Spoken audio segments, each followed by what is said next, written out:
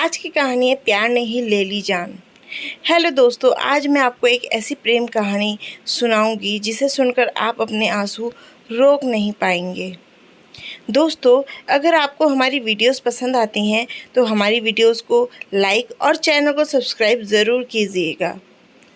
ये कहानी है राहुल और कविता की। राहुल और कविता दोनों एक ही स्कूल में पढ़ते थे। ये दोनों एक ही क्लास में हैं। ये इनके स्कूल का आखिरी साल था। वह दोनों एक दूसरे के प्यार में पागल थे। राहुल एक बहुत बड़े रईस परिवार का बेटा था, लेकिन कविता एक मिडिल फैमिली की लड़की थी। राहुल कविता से बेइंतहा प्यार करता था, मोहब्बत करता था। राहुल के माता पिता चाहते थे कि राहुल अब्रॉड जाकर पढ़ाई करे ताकि वह हमारा बिजनेस अच्छे से संभाल सके। उन दोनों ने स्कूल के आखिरी साल बहुत ही प्यार और साथ में गुजारा। वे दोनों खुश हैं कि वह साथ में एक ही कॉलेज में पढ़ाई करेंगे, लेकिन ऐसा नहीं हो सकता।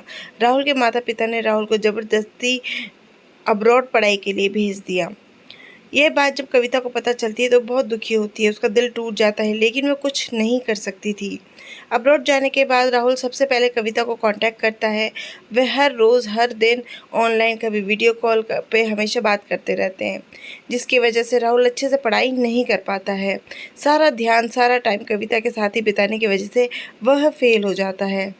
जब ये बात राहुल के पिता को पता चलती है तो राहुल कविता के नाम की लड़की के लिए अपनी पढ़ाई को बर्बाद कर रहा है और अपने फ्यूचर को भी बर्बाद कर रहा है। तो वे कविता के घर जाकर उसको धमकी देते हैं कि तुम मेरे बेटे की ज़िंदगी से दूर चली जाओ, वरना मैं तुमको और तुम्हारे परिवार को बर्बाद कर दूंगा और रोड पे ले आऊँगा।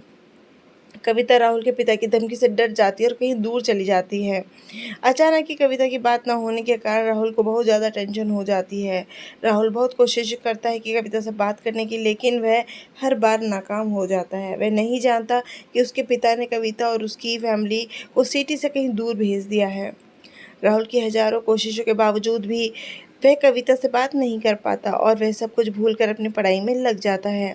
ऐसे ही 3-4 साल बीत जाते हैं और अपनी पढ़ाई पूरी करके वह सिटी वापस आ जाता है।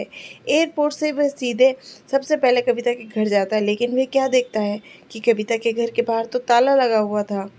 उसने अगल बगल पड़ोसियों से पूछा कि फैमिली कहाँ चली गई है। उन्होंने बताया कि हमें नहीं पता, ये काफ़ी दिनों से घर खाली पड़ा है। राहुल कविता को ढूंढने की बहुत कोशिश करता है, लेकिन कविता उसे कहीं नहीं मिलती। उसके दोस्त के पास भी जाता है, लेकिन उन किसी को भी नहीं पता होता कि कविता कहाँ है।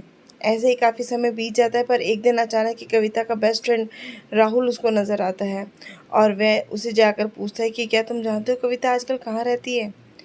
काफ़ी दिन हो गए, मैंने उसे कांटेक्ट करने की बहुत कोशिश करी पर नाकाम रही। मैं उससे बात नहीं कर पाया। अभी राहुल को बताता है कि तुम्हें नहीं पता कविता के साथ क्या हुआ?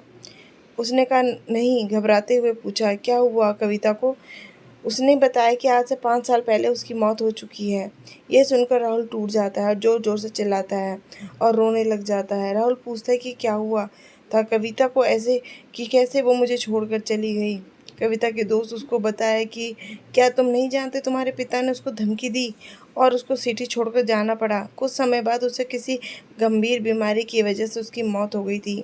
यह सब जानने के बाद राहुल अपने पिता को और अपने परिवार से नफरत हो गई और वह कहीं गुमनाम जगह चला गया और वहीं अपनी ज़िंदगी गुजर बसर करने लगा था।